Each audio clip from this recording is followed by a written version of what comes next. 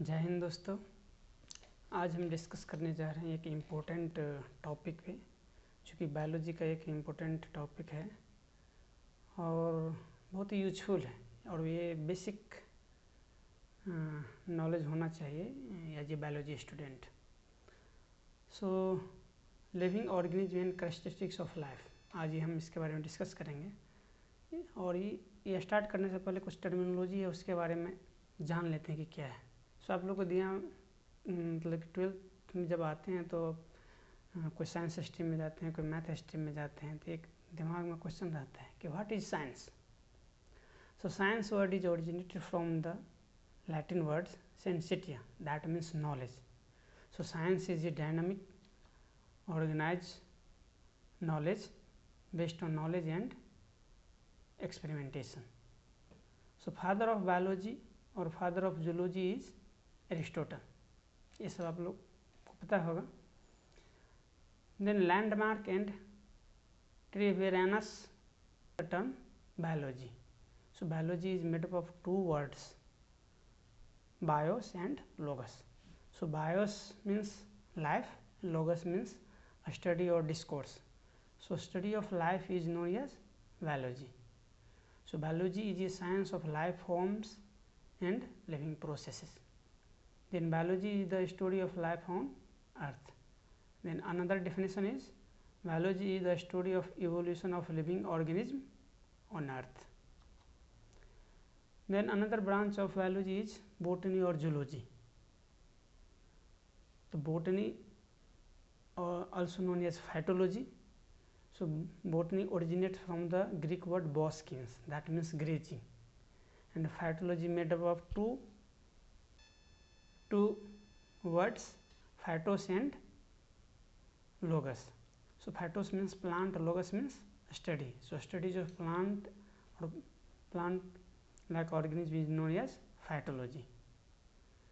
So early man could easily differentiate between living animate objects or matter and non-living inanimate matter on the basis of his little knowledge about nature.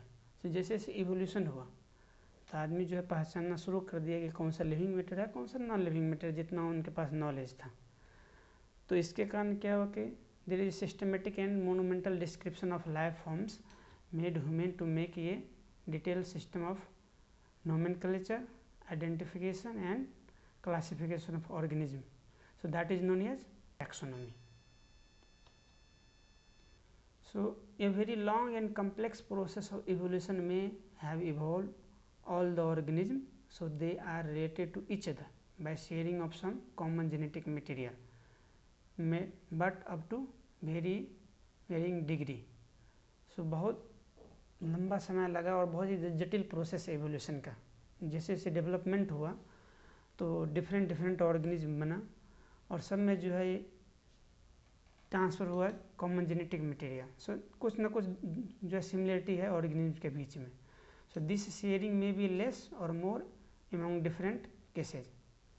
When human came to know this fact then he humble and lead to cultural movement for conservation of diversity.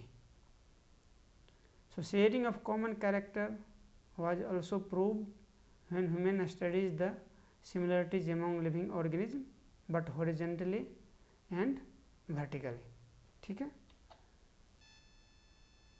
तो इस तरह से जो है genetic material जो है evolution के दौरान जो है ट्रांसफ़र हुआ डिफरेंट ऑर्गेनिज्म में। तो हम यहाँ पे डिस्कस करेंगे सबसे पहले the living world. So what is living being, क्या है, इसका क्या कैरेक्टरिस्टिक फीचर है, किसको हम लिविंग बोलते हैं, किसको नॉन लिविंग बोलते हैं। सो बहुत ही जानने की इच्छा होता है कि व्हाट इज लाइफ, लाइफ क्या है, इसका पर्पस क्या है लाइफ का। तो इसके बारे में डिटेल देखते हैं कि इसका क्या कैरेक्टरिस्टिक फीचर है और किस तरह हम डिफ्रेंशिएट करते हैं living and non living organism को। So living world is full of amazing diversity, बहुत ज़्यादा डाइवर्सिटी है। अपने आसपास ही आप लोग देखिएगा तो पता चलेगा, एक चींटी से लेके एक स्मॉल माइक्रो ऑर्गेनिज्म से लेके बहुत ही लार्ज ऑर्गेनिज्म है। एक छोटा सा प्लांट हर्ब और सर्ब से लेके बहुत बड़ा लार्ज ट्री है, शीशम बरगद का पेड़। तो full of amazing diversity of living organism is present in and around us. So the diversity of habitats of organism is also very vast and amazing. The diversity makes us deeply reflect on what indeed is life. This question asks to solve two problems. First is a technical, so what is living is opposed to non living, that means कि living और non living में क्या difference है, क्या है दोनों. And another one जो है फिलोसफिकल वन है कि इसका पर्पस क्या है लाइफ का, what is the purpose of life. So what is living. So living होने के लिए जो है डिफरेंट क्राइटेरिया होना चाहिए, जैसे कि आपका ग्रोथ हो गया, रिप्रोडक्शन हो गया, मेटाबॉलिज्म, सेलुलर ऑर्गेनाइजेशन, कॉन्शियसनेस. तो पहला दो कैरेक्टर जैसे ग्रोथ और रिप्रोडक्शन, इसको हम डिफाइनिंग प्रॉपर्टीज, कैरेक्टर और फीचर नहीं बोलते हैं, क्योंकि डिफाइनिंग प्रॉपर्टीज और कैरेक्टर का कोई एक्सेप्शन नहीं होता है, लेकिन ग्रोथ और रिप्रोडक्शन का एक्सेप्शन है. इसलिए इसको हम डिफाइनिंग कैरेक्टर और डिफाइनिंग प्रॉपर्टीज और फीचर लिविंग बीइंग के लिए नहीं बोलते हैं. जैसे ग्रोथ है आपका, हेयर का ग्रोथ हो गया, नेल का ग्रोथ हो गया, तो इसको हम नहीं बोलते हैं डिफाइनिंग प्रॉपर्टी. उसके बाद जो है रिप्रोडक्शन. तो रिप्रोडक्शन जो है आपका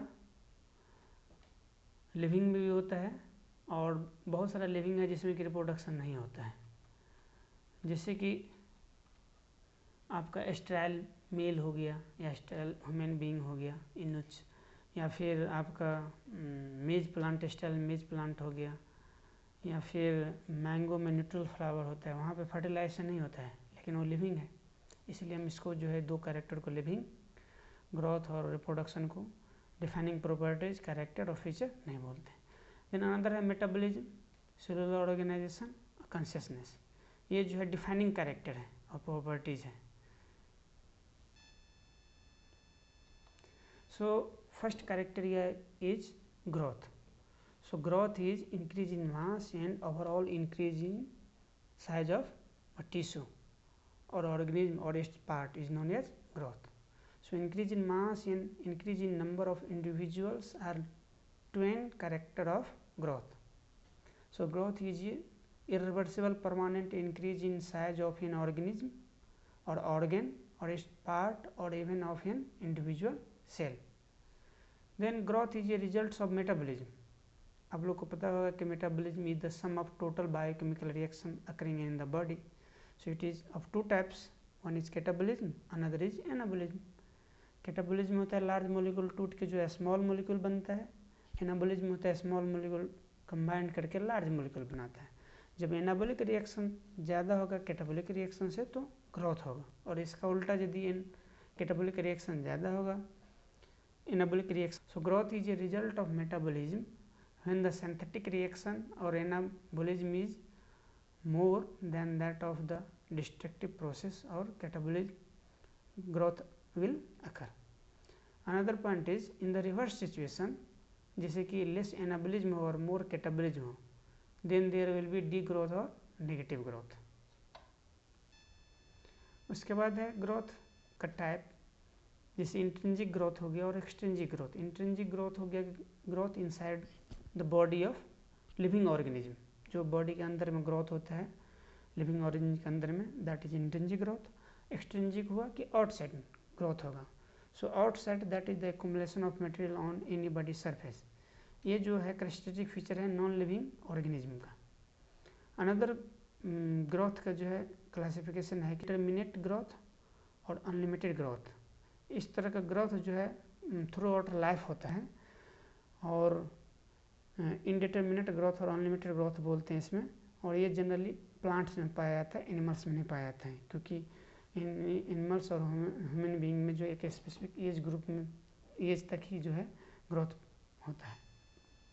then another one is determinate growth और limited growth. So growth up to a certain age is determinate growth और limited growth. So it occurs in animals, however cell division occurs in certain tissues to replace lost cell. ठीक है. So in majority of higher plants and animals, growth and reproduction are mutually exclusive events. दोनों साथ साथ होते हैं growth और reproduction. So mutually exclusive events है. Because both living and non-living exhibits growth, so it cannot be taken as defining property. ये हम आपको पहले स्लाइड में बता दिए हैं. तो growth from inside intelligence defining property. ठीक है, थैंक यू दोस्तों, जय हिंद। और अदर प्रॉपर्टी जो है लिविंग बीइंग का वो देखेंगे